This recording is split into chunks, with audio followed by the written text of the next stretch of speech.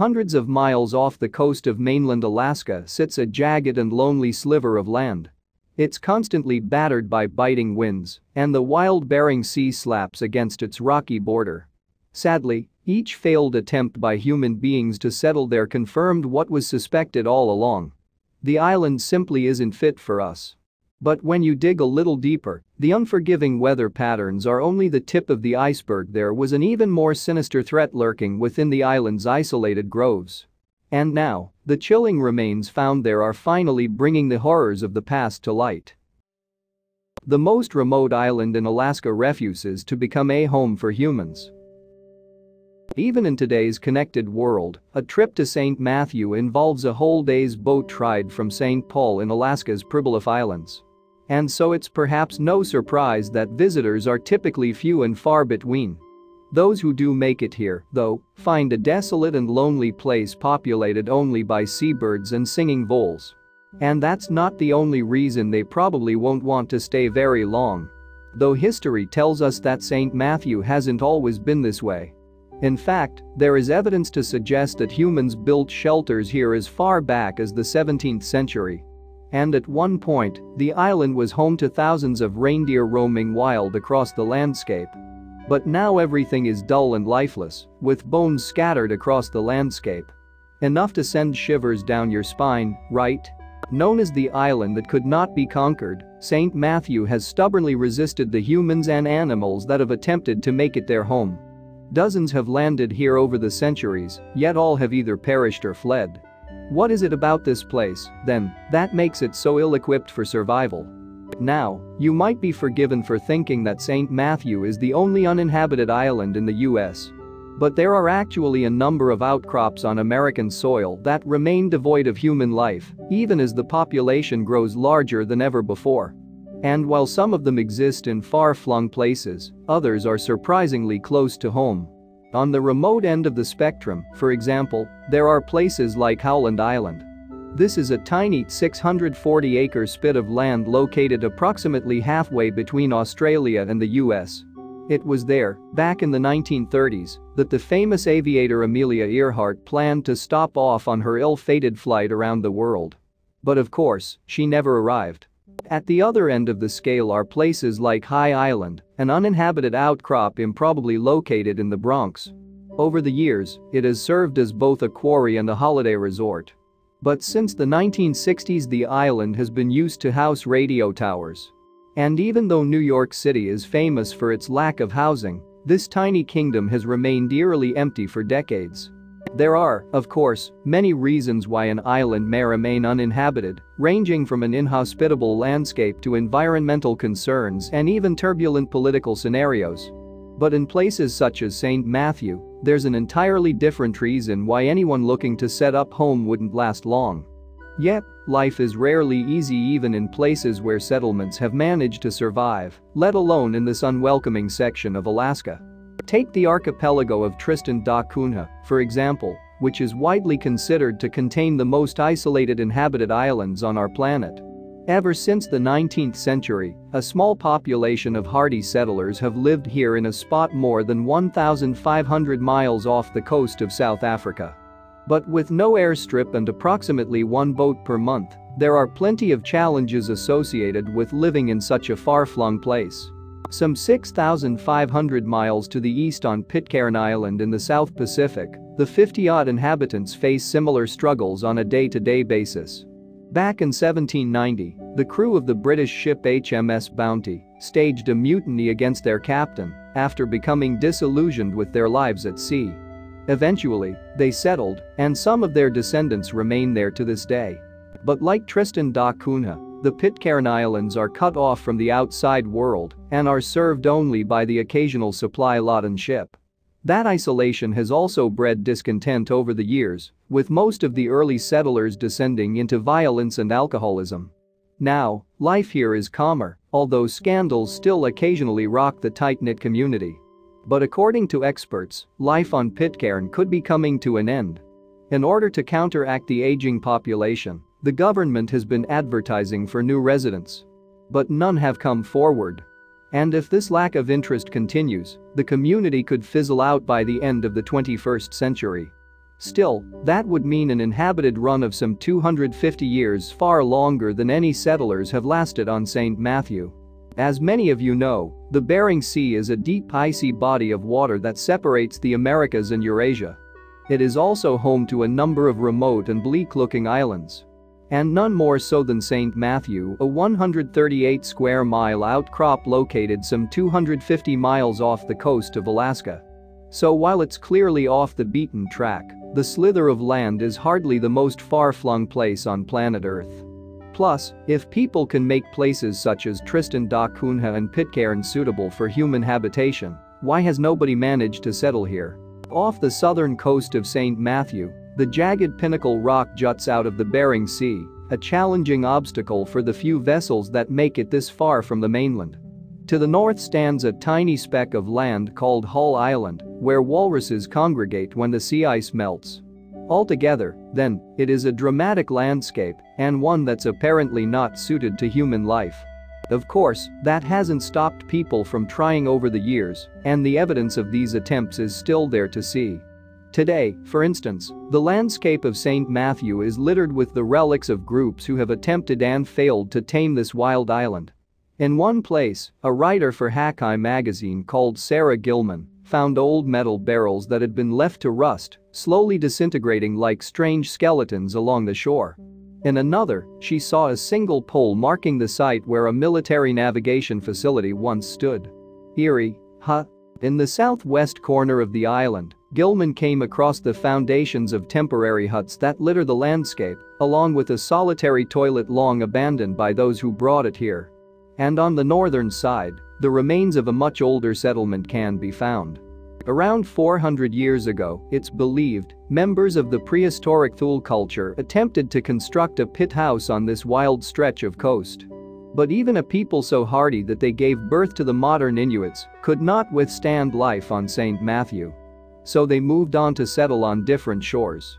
Russian Navy Lieutenant Ivan Sind believed that he was actually the first to set foot on St. Matthew's largest island upon landing there in 1766. He was so sure of his discovery, in fact, that he gave the island its name after the biblical apostle.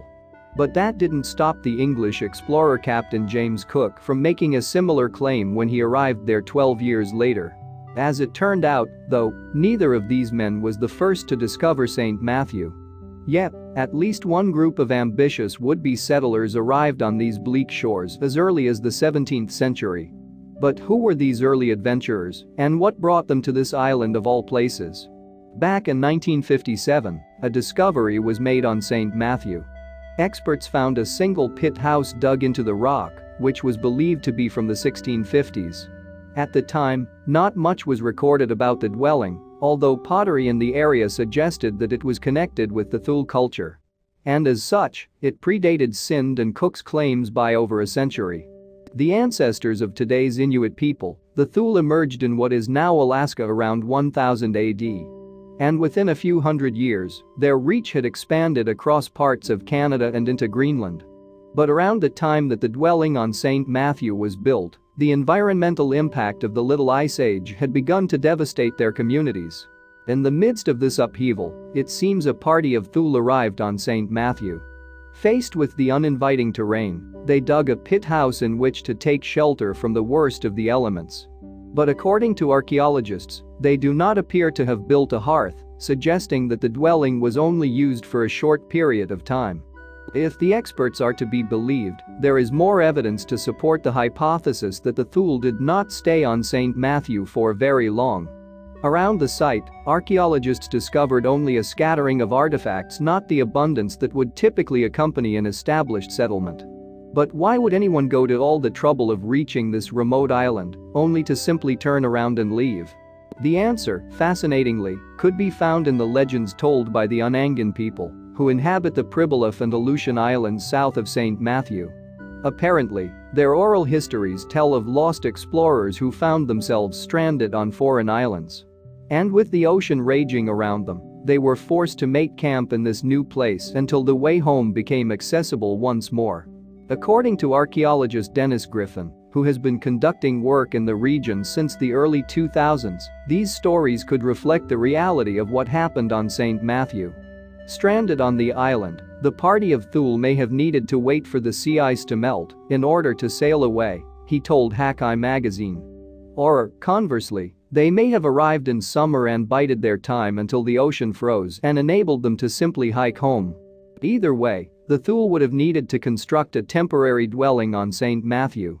But Griffin believes that the pit house discovered in 1957 was only lived in for a matter of months. And while others may have tried to settle on the island over the following centuries, no evidence of their efforts now remains. In fact, St. Matthew could well have remained uninhabited until 1809, when a group of both Unangan and Russian hunters attempted to make a camp on the island. By that time, it was a popular habitat of polar bears, and the men hoped to harvest their valuable fur.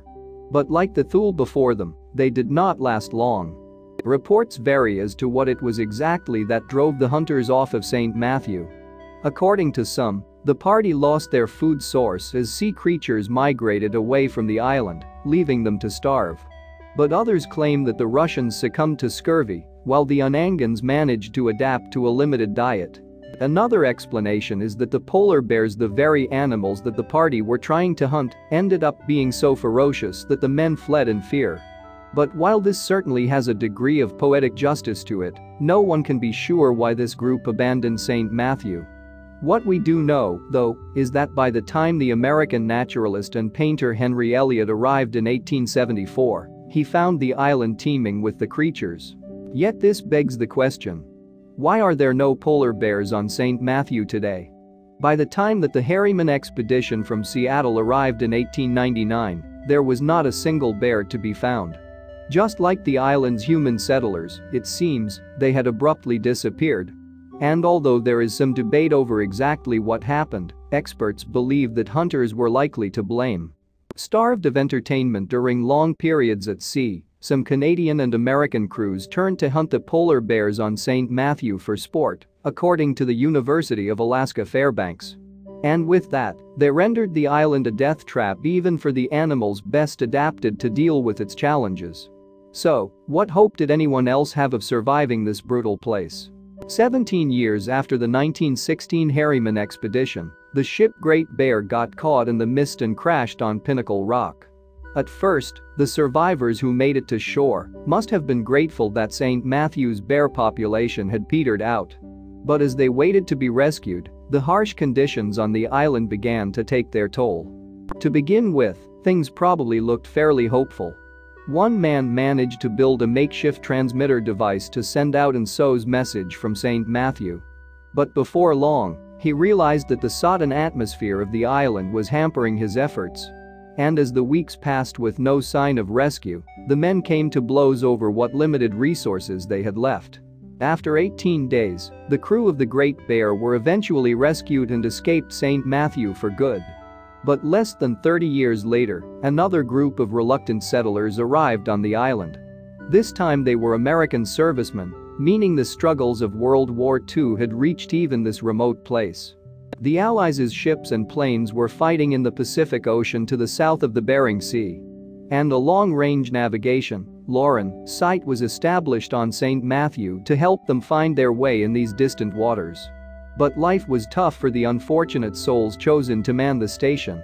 According to Hakai magazine, St. Matthew was a veritable hellscape of deep snow, 10-day blizzards and rainstorms that frequently turned the ground to mud. And when the time came to build the military site, it took hundreds of sacks of cement to construct steady foundations on the battered terrain. Unfortunately, things didn't get any easier once men were living on the island, either. While stationed on St. Matthew, servicemen were completely cut off from the outside world. Their only communication was by mail dropped from the sky at a location miles from the base. And in order to retrieve it, they needed to mount a complex operation involving several different crews and a toboggan full of supplies. We know what you're thinking. Those messages better have been worth it. One thing that the servicemen were not short on was food, after an enterprising Coast Guard introduced a wild reindeer population to the island. But even that didn't mean everyone stationed there survived the war. That's according to the Hakai magazine, anyway. One day, for example, a crew of 5 men apparently disappeared while running an errand by boat on what appeared to be calm seas. After the end of the war, the men left St. Matthew, becoming the last people to stay on the island for any length of time. And in their absence, the reindeer thrived. So much so, in fact, that a biologist visiting the island in 1963 counted as many as 6,000. But like all life on this lonely rock, they did not last. Just 3 years later, only 42 remained in a landscape littered with bones. According to experts, the reindeer likely overgrazed the small island and ended up succumbing to starvation. And this adds yet another grim fate to the list of those that have befallen humans and animals on St. Matthew over the years.